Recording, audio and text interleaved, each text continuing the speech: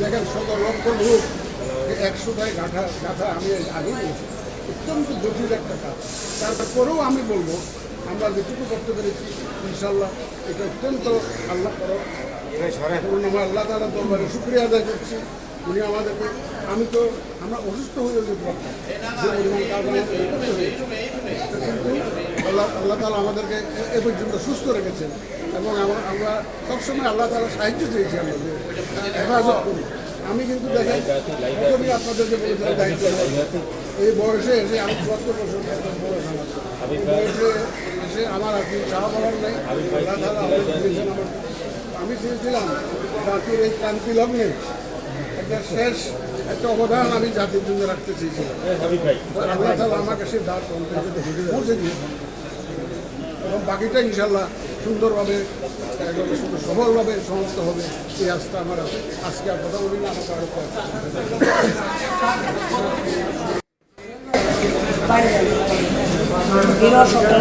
আরো লাগবে না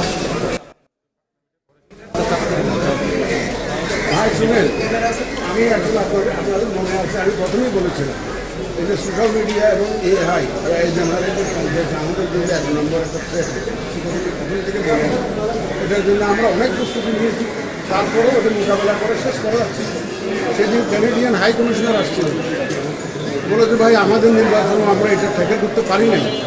এর মোর দেন 50% এগুলো উৎস হচ্ছে বর্ডারের বাইরে, আমাদের দেশের বর্ডারের বাইরে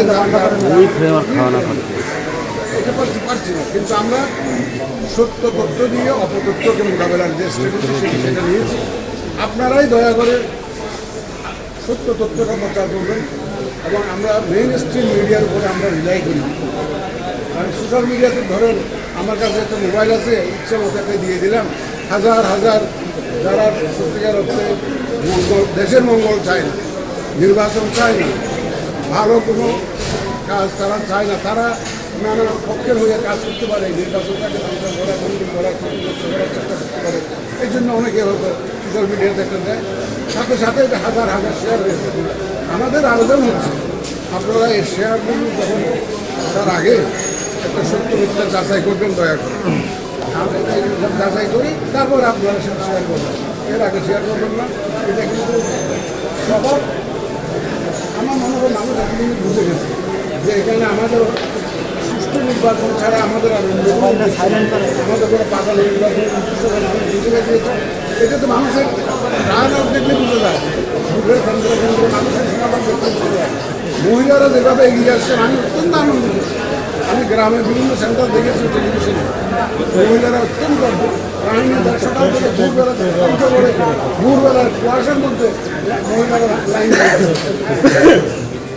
আমাদের ইয়াঙ্গার জেনারেশন, আমাদের যে মহিলা ভোটার, এরা আমাদের শক্তিকে রং করতে হবে।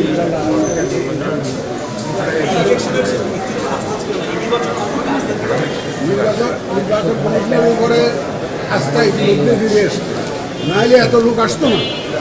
ইতিমধ্যে আস্থা ফিরে আসছে, বড় দলগুলো তো আস্থা রেখেছে, যাই বলুন না কেন আস্থা না রাখলে তো আপনারা দেখেছেন আজকে আপনারা যে এতগুলো ক্যামেরা নিয়ে হাজির হয়েছেন, আমাদের উপর আস্থা আছে। আমাদের আগে তো আপনারা অনেক কুকুর দেখে গেছেন, আপনারা আজকে ধারে কাছে তো কুকুর দেখতেছি না, কিন্তু আপনারা দেখছেন মাঠখালি কুকুরের ছবি দিয়ে আপনারা আজকে খুশিও পাবেন না আপনারা, সব মানুষ আর মানুষ আজকে আর কথা বলি